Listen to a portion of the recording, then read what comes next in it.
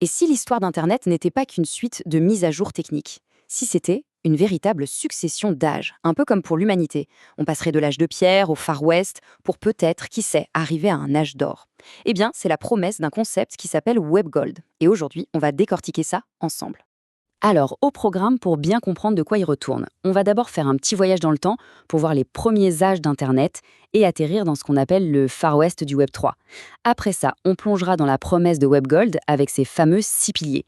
Et à la fin, on se posera la question qui tue, est-ce que c'est vraiment le début d'un nouvel âge d'or ou pas? Ok, alors c'est parti. Avant de se lancer tête baissée dans le futur, c'est toujours bien de jeter un œil dans le rétro, pas vrai? La vision qu'on explore là, elle voit l'histoire d'Internet un peu comme une frise chronologique, une succession d'âges. Chaque âge a ses propres outils, ses propres règles du jeu. Et voilà, cette frise, elle résume tout parfaitement. C'est fou de se dire qu'en à peine plus de 30 ans, on serait passé du stade de simple lecteur du web à celui de pionnier dans une sorte de frontière numérique sans foi ni loi. Et tout au bout, là, à l'horizon, on voit poindre la promesse d'un âge d'or. Allez, regardons chaque étape d'un peu plus près. Tout a commencé, donc, avec le Web 1.0. On l'appelle ici l'âge de pierre du numérique. Et c'est une bonne image, parce que c'était vraiment un Internet à sens unique. On pouvait lire, regarder, consulter des infos, mais c'est tout. On ne pouvait pas vraiment participer. On était juste des spectateurs, un peu comme devant une immense paroi de grotte numérique où d'autres avaient dessiné des choses. Et puis, boum, arrive le Web 2.0, l'âge du fer. Et là, tout change. D'un coup, on peut écrire, on peut partager, on peut créer du contenu. C'est une vraie révolution. Sauf que cette liberté toute neuve, elle avait un prix.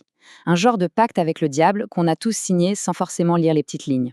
Le deal, en échange de ces super outils, ce sont nos données, notre attention, notre vie privée qui sont devenues la monnaie d'échange. Au final, le produit, c'était nous. Alors, justement, c'est pour essayer de sortir de ce système centralisé qu'est apparu le Web 3. Sur le papier, la promesse était magnifique. On allait redonner le pouvoir aux utilisateurs grâce à la décentralisation. Le problème, c'est que la réalité, elle, a très vite ressemblé à un Far West, plein de promesses qui n'ont pas été tenues. On sent bien la déception là. Le Web 3 est décrit comme une époque qui promettait de rendre le pouvoir aux utilisateurs, mais qui s'est transformée en terre sauvage. C'était une sorte de ruée vers l'or numérique, c'est vrai, mais une ruée sans shérif, sans règles, sans personne pour mettre un peu d'ordre. Et cette terre sauvage, elle ressemblait à quoi?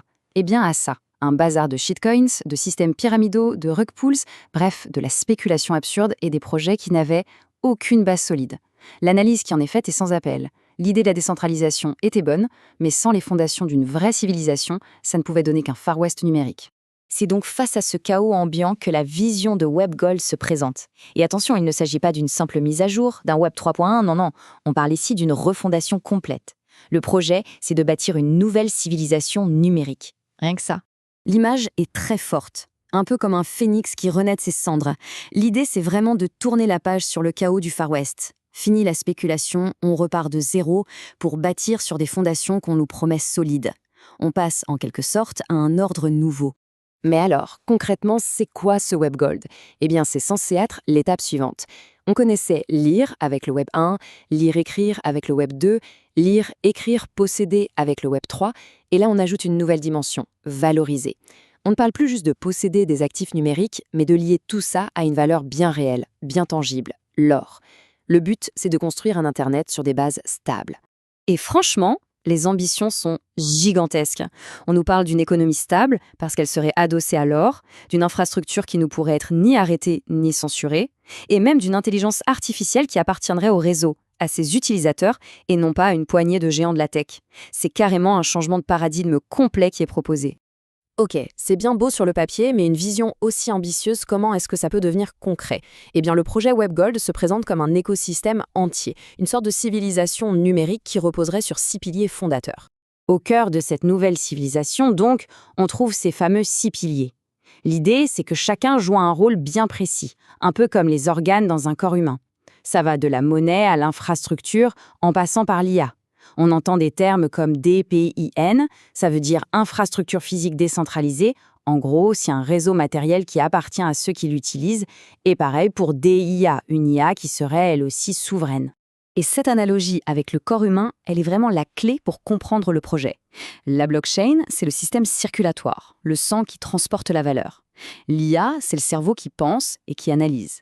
L'infrastructure physique, c'est le corps, le squelette qui soutient tout le reste. Vous voyez l'idée? L'objectif final, c'est de créer une sorte d'organisme numérique, vivant, un système interdépendant et souverain qui appartiendrait à ses membres, et pas à une boîte ou à un gouvernement. Bon, on arrive à la fin de ce tour d'horizon de la vision WebGold.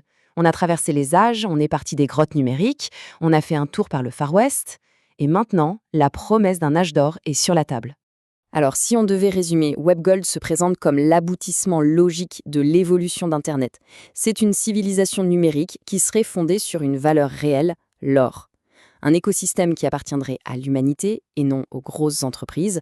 Une économie qui tournerait sur une infrastructure et une IA impossible à arrêter. Et un système où chaque identité humaine serait souveraine. Voilà en gros la promesse. Et du coup, la question finale s'impose. Est-ce que ce WebGold est vraiment la prochaine étape de notre évolution numérique? Ou est-ce que c'est, tout simplement, un autre rêve spéculatif, une utopie de plus dans la très longue histoire des promesses non tenues d'Internet? Seul l'avenir nous le dira.